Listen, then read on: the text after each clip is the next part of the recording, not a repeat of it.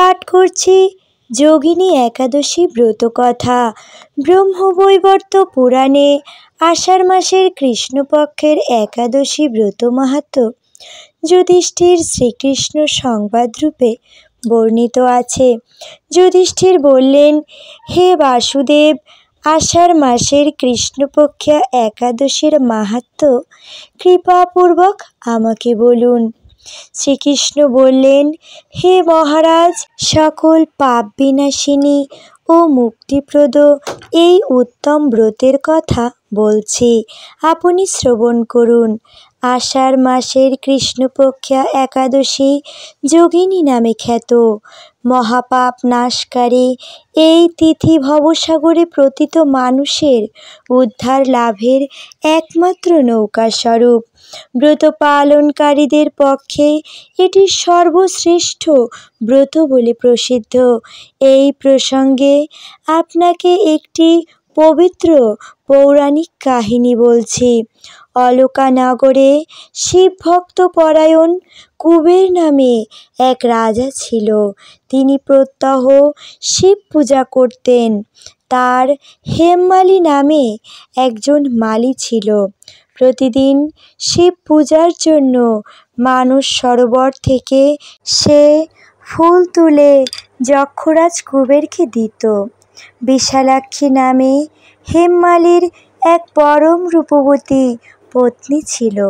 সে তার সুন্দরী পত্নীর প্রতি অত্যন্ত আসক্ত ছিল। একদিন সে তার স্ত্রীর প্রতি কামাসক্ত হয়ে পড়ল। রাজভবনে যাওয়ার কথাও ভুলে গেল। বেলা 2 প্রহর অতীত হল। অর্চনের সময় চলে যাচ্ছে দেখে রাজা ক্রুদ্ধ হলেন। মালির বিলম্বের কারণ অনুসন্ধানে এক দূত প্রেরণ করলেন। দূত এসে রাজাকে বলল, সে গৃহে স্ত্রীর সাথে আনন্দে মত্ত। দূতের কথা শুনে কুবের অত্যন্ত রেগে তখনই মালিকে তার সামনে হাজির করতে আদেশ দিল। এদিকে মালি কুবেরের পূজার সময় অতিবাহিত হয়েছে বুঝতে পেরে অত্যন্ত ভয় পেল। তাই স্নান না করেই সে রাজার কাছে উপস্থিত হল।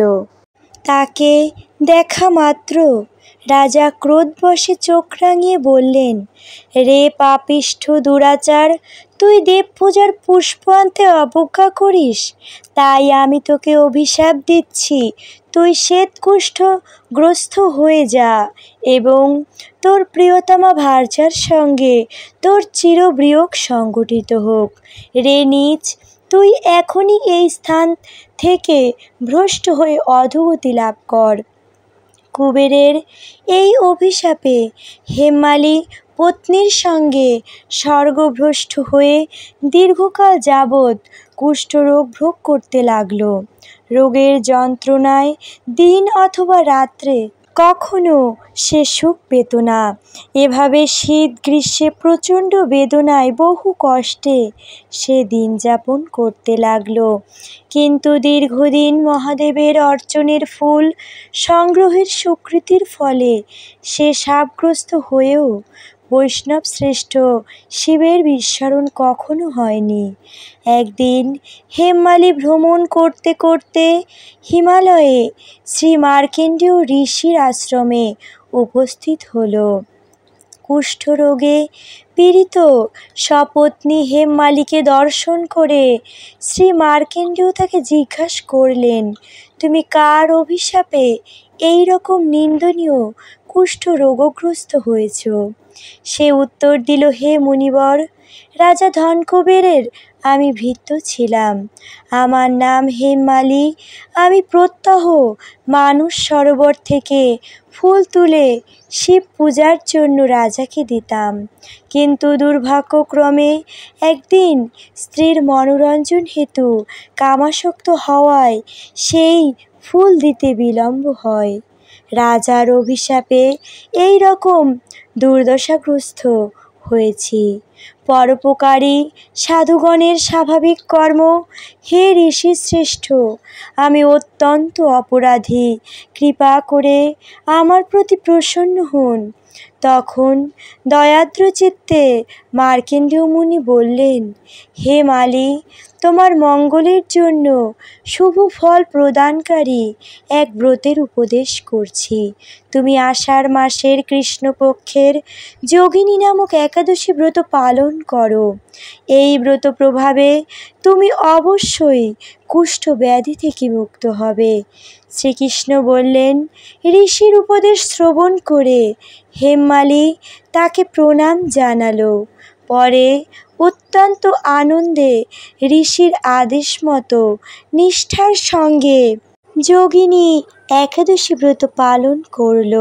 এইভাবে হেমমালি সমস্ত রোগ থেকে মুক্ত হলো ও পত্নীসহ সুখে জীবনযাপন করতে লাগলো। হে মহারাজ যুধিষ্ঠির, আমি আপনার কাছে এই ব্রত উপবাসের মহিমা কীর্তন করলাম। এই ব্রত পালনে ৮৮,০০০ ব্রাহ্মণকে ভোজন করানোর ফল লাভ হয়।